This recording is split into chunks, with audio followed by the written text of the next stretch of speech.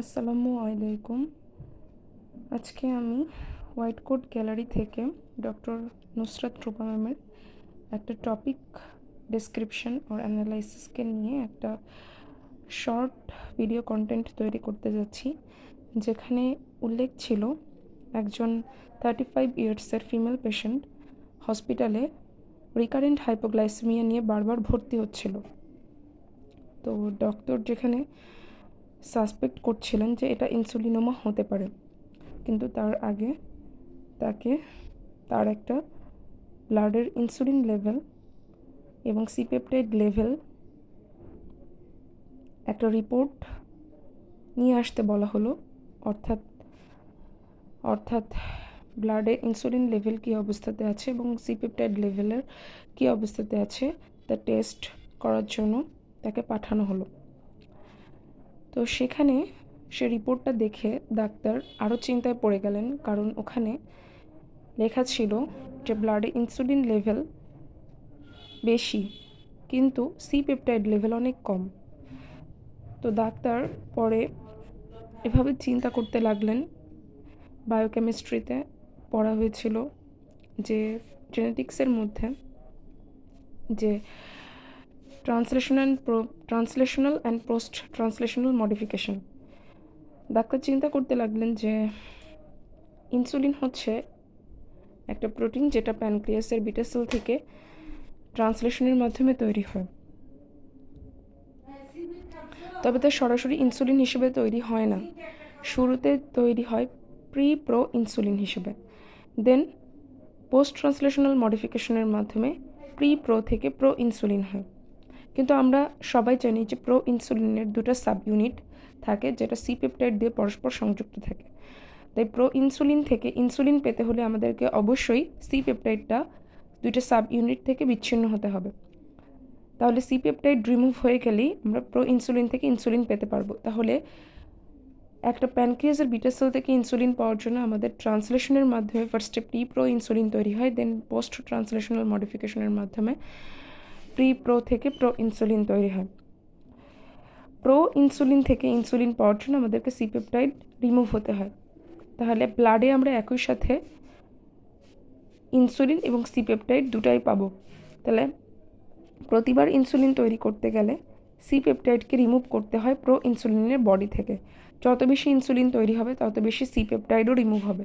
অর্থাৎ সি পেপটাইডের সাথে ইনসুলিন তৈরি হওয়ার সাথে সি পেপটাইড পরস্পর সমানুপাতিক। সেক্ষেত্রে ইনসুলিনোমা হলে অথবা ড্রাগস স্টিমুলেটিং ইনসুলিন প্রোডাকশনে আমাদের এন্ডোজেনাস ইনসুলিনের সাথে সাথে সি পেপটাইডও বেড়ে যায়।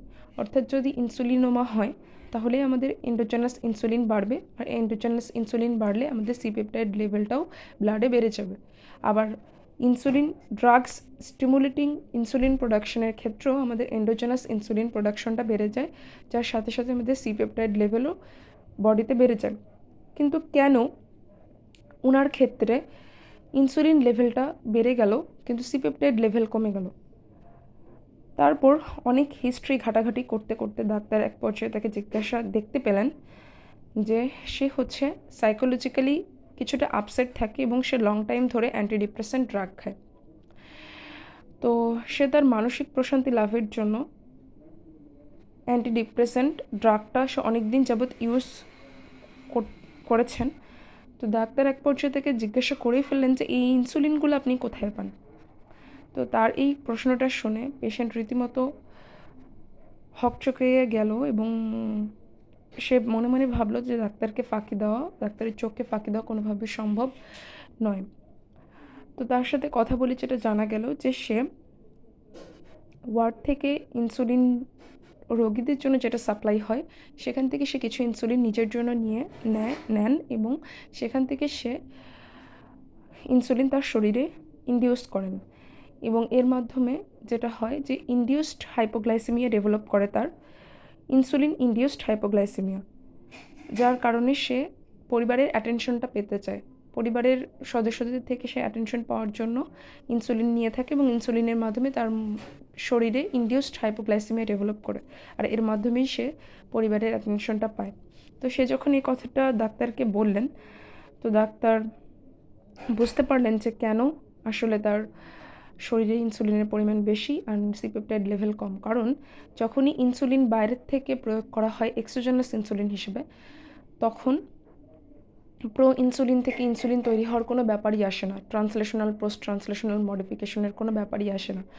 আর বাইরের থেকে যেহেতু সাপ্লাই হচ্ছে, তখন বডি এন্ডোজেনাস ইনসুলিনের প্রোডাকশনটাকে কমায় দেয়। আর এন্ডোজেনাস ইনসুলিনের প্রোডাকশন যখনই কমে যায়, তখনই যেটা হয় সেটা হচ্ছে এন্ডোজেনাস ইনসুলিনের প্রোডাকশন কমে গেলে সেটা এন্ডোজেনাস ইনসুলিনের প্রোডাকশন কমে গেলে সি পেপটাইড লেভেলও ব্লাডে কমে যায়। ফলে ইনসুলিন বাড়লেও সি পেপটাইড লেভেল কমে যায়। কারণ এক্সোজেনাস ইনসুলিন যখন বাইরের থেকে দেওয়া হবে সেটা সরাসরি ইনসুলিন রূপেই ব্লাডে যায়, তাই আর এন্ডোজেনাস ইনসুলিন তৈরি হওয়ার কোনো দরকার হয় না। আর যেহেতু ব্লাডে অলরেডি ইনসুলিনের পরিমাণ বেশি হয়ে গিয়েছে, এজন্য এটা একটি স্টিমুলাস হিসেবে কাজ করতেছে এবং এন্ডোজেনাস ইনসুলিন বডি প্রডিউস করা কমিয়ে দিচ্ছে, যার ফলে সি পেপটাইড লেভেলও কমে যাচ্ছে। এর জন্য ইনসুলিন বাড়লেও সি পেপটাইড লেভেলটা কমে যায়। আর এই কারণেই ওনার ক্ষেত্রে ইনসুলিন লেভেল ইনক্রিজড হলেও সি পেপটাইড লেভেল ডিসক্রিজড ছিল। তার পেছনের কারণটা ছিল তার সাইকোলজিক্যাল ইস্যুস, এবং সেজন্য ডাক্তার তাকে বললেন, পজিটিভলি কাউন্সেলিং করলেন এবং তাকে একজন সাইকিয়াট্রিস্টকে দেখাতে বললেন।